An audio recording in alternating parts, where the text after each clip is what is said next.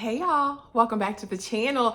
Y'all, this episode for me is probably my favorite of the season so far. We are talking about Bass Reeves, season 1, episode 5, part 5. And one of my most favorite, I think, ever storytelling mechanisms is when our protagonist is faced with themselves, right? In another person, where they can kind of see who they could have been if things didn't happen the way they did in their own lives. Always going to be one of my favorite ways to tell a story.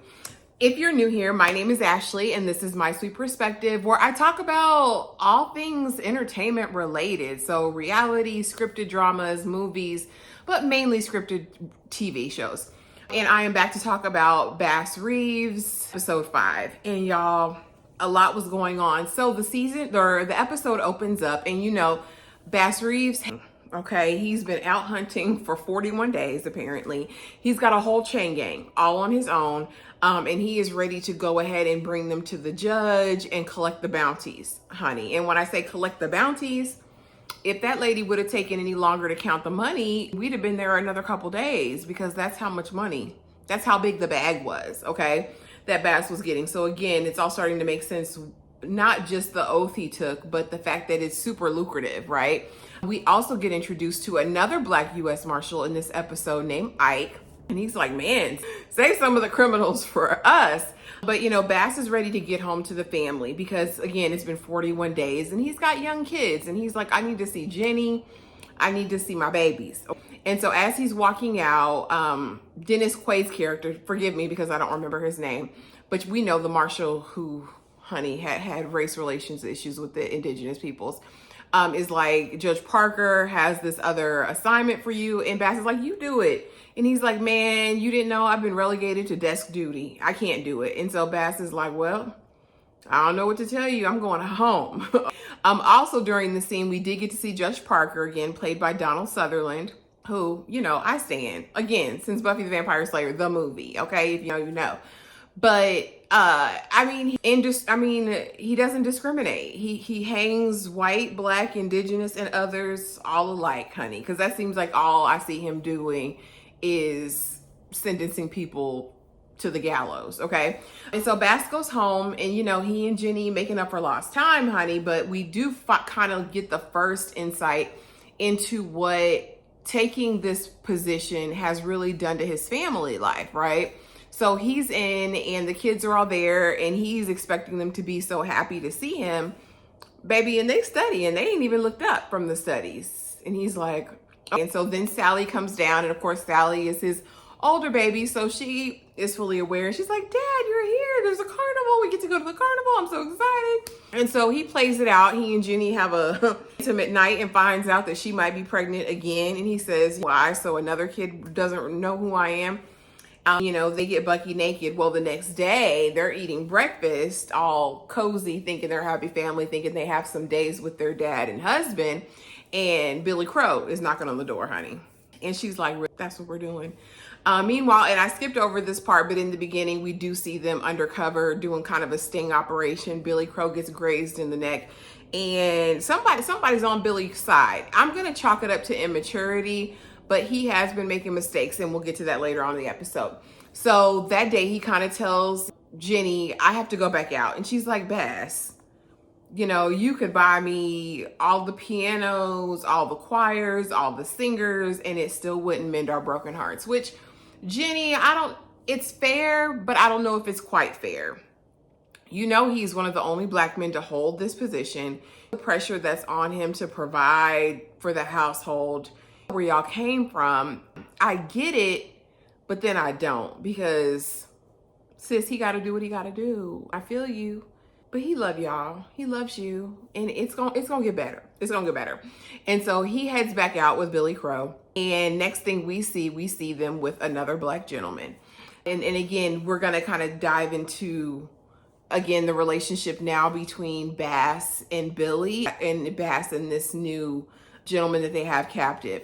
And so Billy, again, speaking to his immaturity, is like, how does it feel to be a killer or whatever? And the man's like, I don't have any regrets. it is what it is. I did what I did, and that's what it is. And Billy's like, well, that's no way to be. And just kind of taunting him. You know what I mean?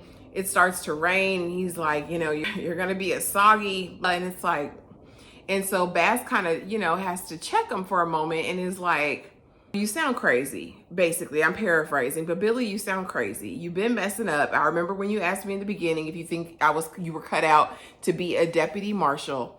And I told you, you know, I thought so. But baby, now that we're going through it, I don't think so. Billy, you're doing too much. Billy done got shot. Billy done killed somebody because he was out trying to make a hoe a housewife. Billy done did the most, okay? And he's just been messing up over and over again. He let the guy get out and do that to the man's face. Like, I mean, Billy has been literally messing up. And so Billy, he's like, go ahead, Billy, go right out ahead and scout. And Billy does come in handy. He speaks multiple languages. You know, he's a master of disguise. So I see the partnership, and I think he's going to grow and mature. But right now there are those growing pains. And so as Bass is talking to the guy, you know, and they relate in the song, the guy starts singing a song, and Bass kind of carries in with him, and kind of again we start to see as the viewer, there may be more alike than different. And Bass is even looking like, something's familiar about this man. And I think that's just so interesting. It's when storytelling, it'll forever, like I said, be one of my favorite mechanisms to tell a story. But anyway, it starts to pour down rain, and they need shelter because, honey, ain't no tents, ain't no sleeping outside in this hail storm, okay? And so they run up on a I'm gonna say, since they're in the Southwest, they're probably a Mexican family. And she's like, you know, we don't let strangers in. And they're like, we're not gonna bring you any trouble. And I'm thinking, please, Lord, don't be no trouble.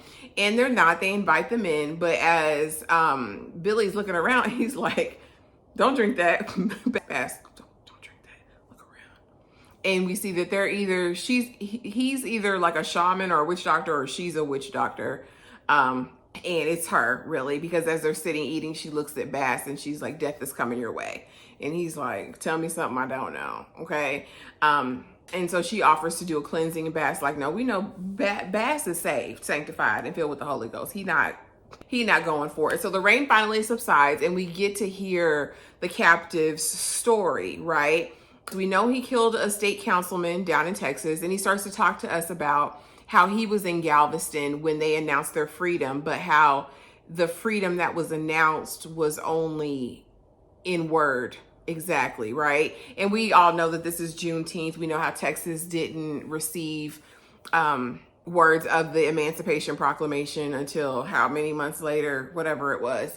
And so at the time, he apparently was a soldier in the military, and all of the slave owners had to set their slaves free. Well, there was this one who was running for council, who, you know, they thought was just burning the field, but he actually literally set his slaves on fire rather than set them free.